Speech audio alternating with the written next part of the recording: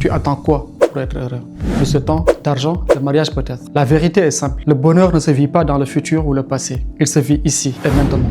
Quand tu ressasses un moment douloureux, ton corps souffre à nouveau. Quand tu imagines un futur négatif, tu ressens de l'angoisse et tu souffres pour quelque chose qui n'existe pas encore. L'anxiété, ce n'est pas ta réalité. C'est l'écart entre là où tu es et là où ton esprit t'amène. On se fait souffrir principalement de deux façons. La première, c'est désirer quelque chose et se concentrer sur ce qui manque, au lieu de reconnaître ce qui est déjà là. La seconde, c'est d'imaginer un futur négatif et ressentir aujourd'hui la douleur d'un événement imaginaire. Bien sûr, il existe une souffrance réelle, la douleur physique, le danger immédiat, l'injustice qu'on vit maintenant. Mais ce qui l'aggrave, ce n'est pas la situation, c'est ce que ton esprit ajoute. C'est le jugement, l'anticipation, la peur de ce que ça pourrait devenir. Prenons quelque chose de simple. Un embouteillage, tu es bloqué, tu ne peux rien y faire. La situation ne change pas, mais toi, tu as le choix. Soit tu passes une heure à râler, à t'énerver, soit tu écoutes de la musique, un podcast ou tu appelles quelqu'un. La situation est pourtant la même. Ce qui change, c'est ton expérience. La majorité de notre souffrance ne vient pas des événements. Elle vient de la façon dont nous les interprétons et dont nous les amplifions mentalement.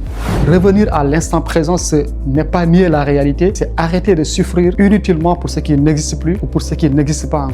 Alors, je te laisse avec cette question. Et si tu arrêtais d'attendre plus tard pour vivre maintenant, fais un pas. Pas parfait, mais humain, plus humain.